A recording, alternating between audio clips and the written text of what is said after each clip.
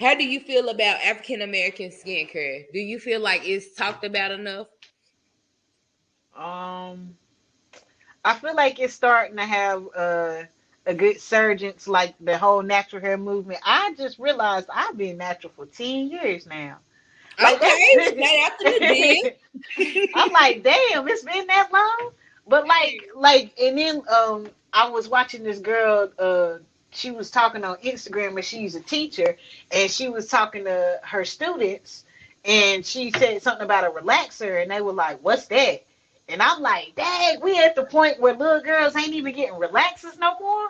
Like natural hair, like going back to natural was truly a movement for black people. So now that like skincare is on the rise, I feel like yeah, we need to tap into that market as black people to service us because like melanated skin is different from unmelanated skin. So like I mean maybe we need different products. I know I shea butter myself down every night. So like This watch me mess this word up. This is our future aesthetics. Esthetician. Esthetician. Yeah. I'm innocent. I was close. Yeah. So, but she was in school. She said they don't touch on African American skin Yeah, enough. we- So she was yeah. curious. Mainly learn like what the like your scale would be on a Fitzpatrick scale, which is what you would grade your skin type by or your skin color by. And the only other main thing that we learned about other skin was like melanocytes, which is basically what makes our melanin. We all have the same amount, but I have less active melanocytes than they would or than you would. So basically, like when I get sun, then those melanocytes are activating and they're giving me that color.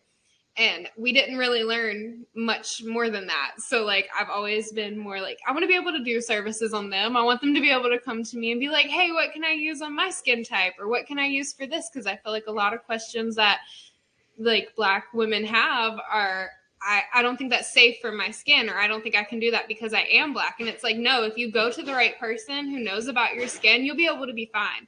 Like chemical peels, you guys just have to be careful because you can't attack that top layer of skin. You have to go deeper than that so you don't get hypopigmentation or hyperpigmentation and get those marks and stuff like that. You have to go deeper. And it's just honestly knowledge. Like as long as you like were to able to look it up and be able to like sit down and take the time to understand, there would be so much more of it. And I just wish that we were taught more in school. You know what I feel mean? like yeah. I feel like there has to be more people in the industry that cares about it for anything to get done. Because, like, well, first of all, you know, once people start caring about it and they start realizing black people are putting money into it, that's when it's gonna take off to the mainstream because they're gonna want their pockets lined with this black money. Because you know they always do that.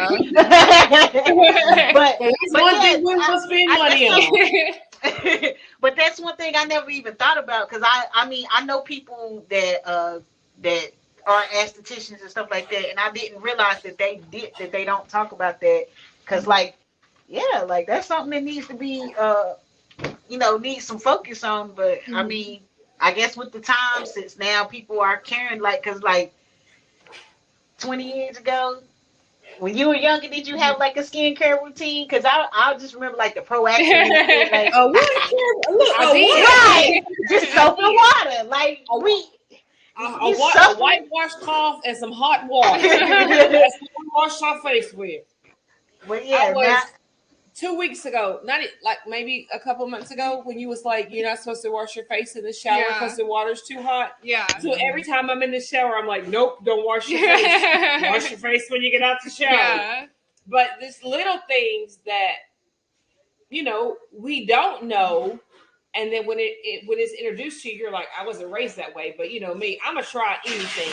And I've actually noticed a difference in my skin. Yeah. Like, I don't really have per se breakouts, but I noticed my pores. Mm-hmm. I noticed my pores because the only thing I was washing my face was hot water with a white rag. Never anything to pull, because I wasn't taught that. Mm-hmm.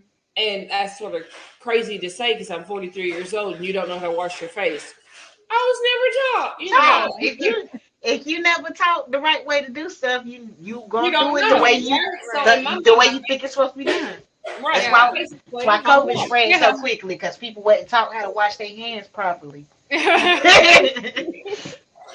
I just feel like I've always heard so many different things. Like, oh, I don't have to wear sunscreen. Yes, you do. Like, skin cancer does not discriminate. Wear your sunscreen. Or like just simple things like, oh, I don't have to. I'm gonna age better. Okay, but it's preventative. It's so that when you do, like, yeah, black don't crack unless you smoke it. But like, you gotta prevent. Like, you are gonna eventually hit like 70 years old, and you may still look like you're 30. But one day it's going to hit you, and you don't want it to just randomly hit you. You got to do preventative maintenance. And I feel like Black women aren't taught that because they're always been told, you're going to age better than white women, or like certain things are more targeted to white women. So you don't feel like, oh yeah, I can use that like for my skin type. You're very hesitant towards it. And I feel like you should have more knowledge about it. You know what I mean? There should be enough people or enough estheticians to be able to be like, oh no, like you need this or you need that. You know what I mean? That's also like a lot of people don't know that they need to take care of their tattooed skin. Like I realize, like the more tattoos I get, I realize that like they get sunburned and they hurt. Like if you out in direct sunlight, they start to burn and hurt. And I'm just like, geez. So like you really need to wear more sunscreen the more tattoos you have, because it's like it seems like damaged skin. Yeah. And it's more prone to getting like some type of sun damage. Yeah. Well, if you feel like you're starting to look dull, you can exfoliate. Like exfoliation actually really helps tattoos because it's in like the deeper layer of the skin. So you're sludging off that top layer so it shows a little better. Oh, Nevaeh, you learned something. Nevaeh ain't your name, is it? No. Boy, I've been over here like Nevaeh. Something. I'm gonna get it right. Before this over, I'm gonna get it right. And I don't mean no harm.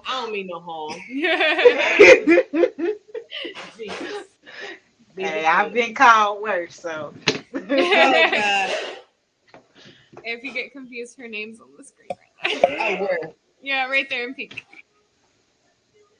Where she is. See, right. Just, okay. I need glasses too. I see it now. I don't mean no harm. Oh my God. Okay, Nadia, did you have any? That's all of mine. Oh.